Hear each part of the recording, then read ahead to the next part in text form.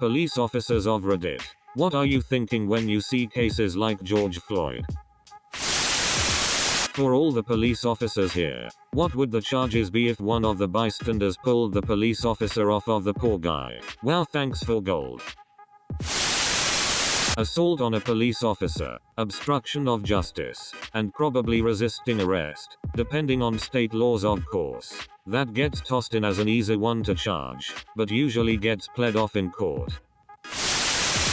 I fear that if someone had intervened, that version of the story never would have received publicity. Death is a much more weighty headline. It's hard to intervene when there's no visible precedent of it being effective, and there is a strong precedent of reactive brutality. I wish we had positive stories available on the news in which de-escalation worked. But in a similar way to flattening the curve, it's so much harder to count saved lives than lost ones.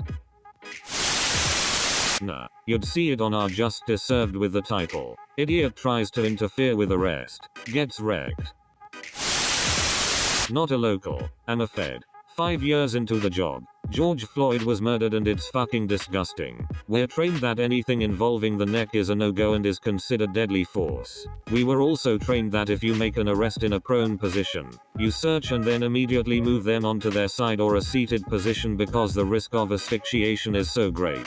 If a suspect says they can't breathe, believe them and take measures to correct it. This training is reinforced at least twice a year in our use of force training. These officers deserve to spend the rest of their lives in prison. It's reassuring to hear this. Any suggestions on how employment screening could be improved to avoid letting people like this join the ranks and tarnish the reputation of all the good cops? I'm not a cop, but I think we need a new organization specifically for investigating police corruption and crime. This organization should have an anonymous phone number good policemen can call to report crime, corruption, racists, etc. within a local or state police force and have them investigated. Absolutely sick to my stomach. I'm a lieutenant in my hometown police department. I started my day by showing the video to my officers and making sure my people understood that this is murder.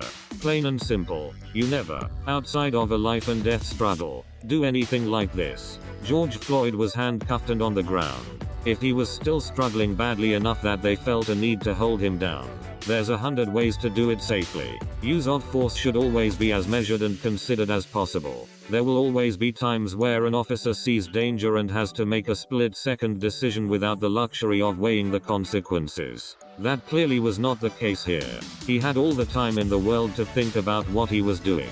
He had multiple people there telling him to stop, and none of his fellow officers intervened. All of that is why I find this incident particularly disgusting. They had so many chances to do the right thing. Luckily, I have the fortune of working with good people who see this shit for what it is. Before the video was over, before I told them that George Floyd died because of this, my officers were muttering things like, "What the fuck is he doing? You can't do that shit and he needs to get off the man's fucking neck." Made me way prouder to be their leader than any number of arrests they could make to see that their instincts were not to defend the officer. For what it's worth, I'm glad that they were fired. I've heard mention in this thread that one of the officers has been arrested, which is great if true. I hope they are all brought to justice. Their actions, and lack thereof, were completely unconscionable. Cop here. Disgusted. There are 1,000 reasons why this shouldn't have happened. Simple, easy, steps that should have been taken. Lessons that policing has learned over the past 200 years and basic things taught in every academy. Make no mistake, this was murder. Maybe not premeditated murder, but nonetheless murder. I will be angry if those officers do not get indicted. He's apparently been involved in at least 2 other deaths including shooting a fleeing suspect in the back. I don't know, given that history, premeditation seems reasonable.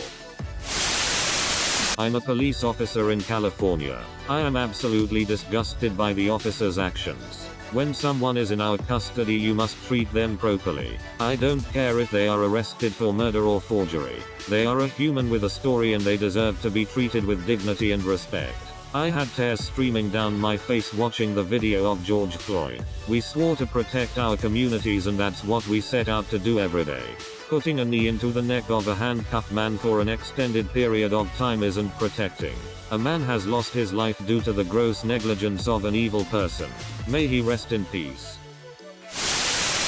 Retired after 28 years. Nothing less than murder. All the guys I worked with would never have considered doing something like that. You treat combative in custodies once they are secured as human beings. Nothing should be personal. Once they've been subdued and you are safe as an officer, you stand him up, pat him down, and understand that your arrestee is at a low point in his life. Give him some dignity and you'll generally get his respect. It works 90+% of the time. That man was subdued and nobody should have been on him at that point.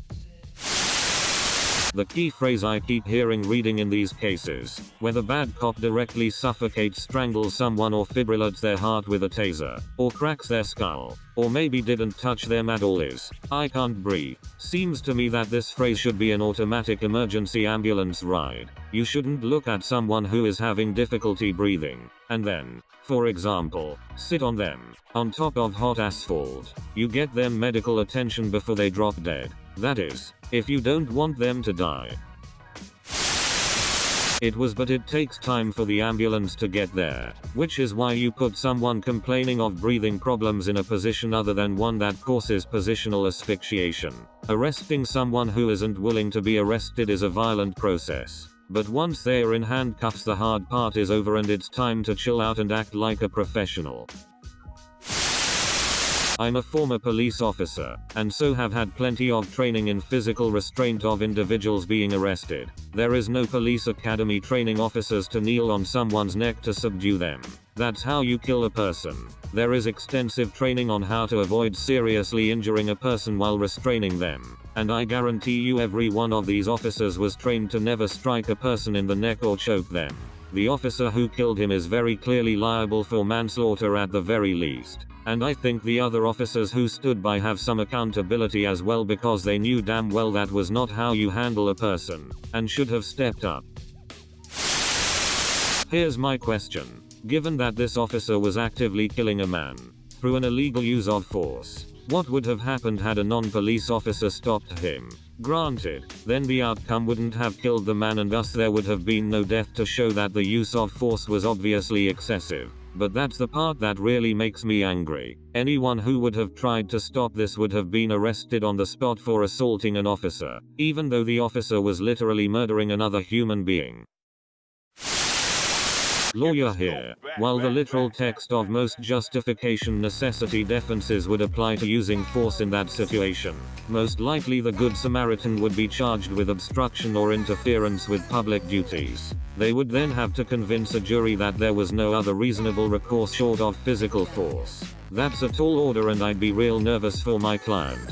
In a worst case scenario, our hypothetical Samaritan gets tased or shot or killed for their troubles. My thoughts? Record and verbally demand the officer stop is probably the wisest course. But that is exactly what happened.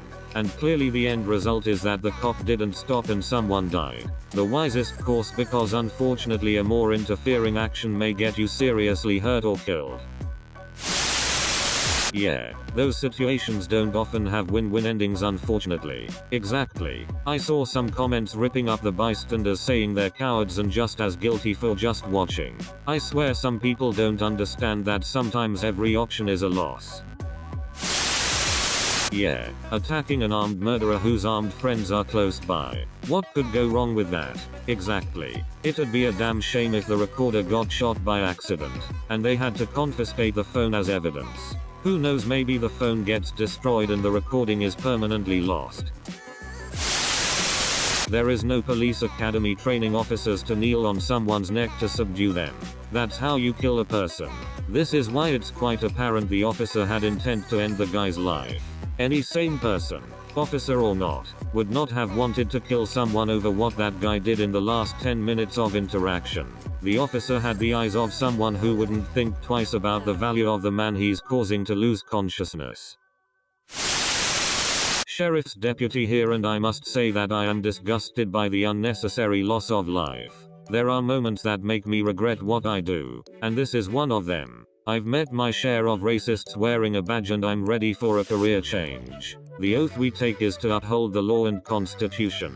So for the officers on scene there that could have stepped in and prevented this, fuck you. One bad apple always ruins the bunch. Unfortunately, I pray for the George's family and that justice is served. Throw away for obvious reasons, and yes, I'm a white male. Edit. Wasn't expecting this to blow up as it has. I am responding to you guys when I can, and I'm glad we can have a conversation about this. We do not unionize in my state for law enforcement, and I see many comments about systemic protection and abuse. I have never worked under a police union, but I have worked with people who were unionized, and I have heard my share of stories where law is protected by the union. Stories I hear are about union protection from bad leadership, but I can imagine those protections may extend further in cases such as this.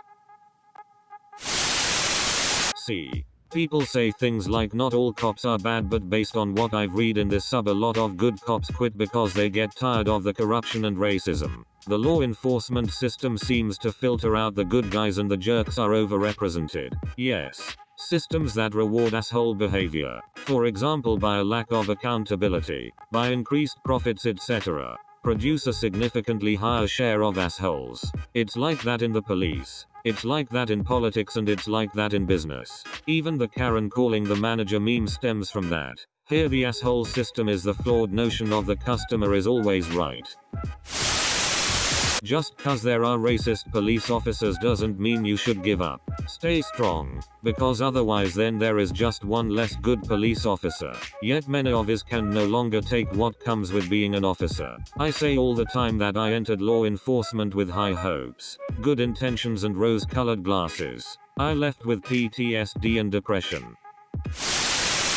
I was a cop in the military. In the police academy, this was one of the things that taught us not to do, as it could crush the windpipe. The only time I was ever taught to use chokes and neck holds was in combat training for deployments. But when we got back, we always had to attend retraining classes to relearn what we can do stateside. It's amazing that time and time again you see military saying this is exactly not what to do, but for some reason the civilian trainers seem to forget to teach the same. Would I rather be a POW to an American soldier versus American cop? I'll take soldier every time.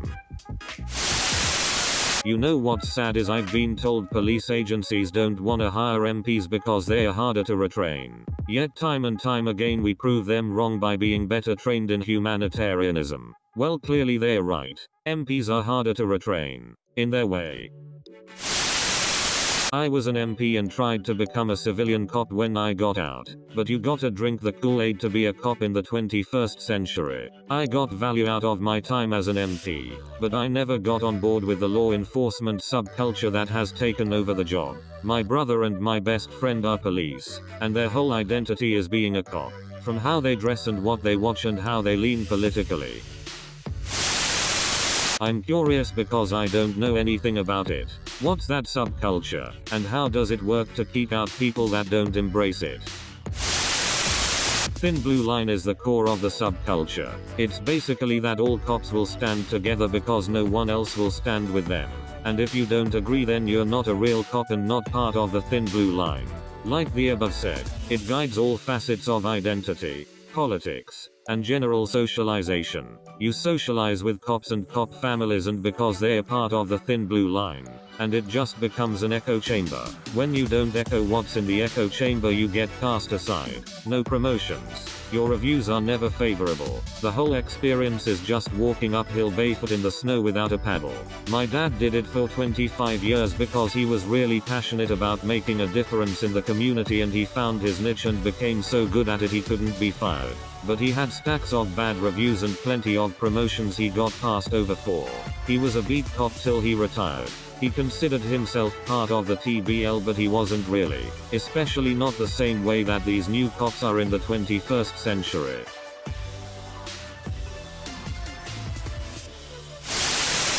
I'm taking criminal justice classes and many of them are taught by cops. ex-cops, and police chiefs. Some of the police chiefs in particular have warned about this police culture and said they take active steps to avoid it and try to get away from the thin blue line idea. They are stand-up guys who encourage their officers to come forward when they see something shady and even punish those who don't come forward when they know someone's dirty. One of them repeatedly advised us to, if we became police, make sure we socialized with people outside of work, keep up hobbies, etc. because people do get sucked in and stuck. So it seems like some departments are catching on and improving, even if it's slow.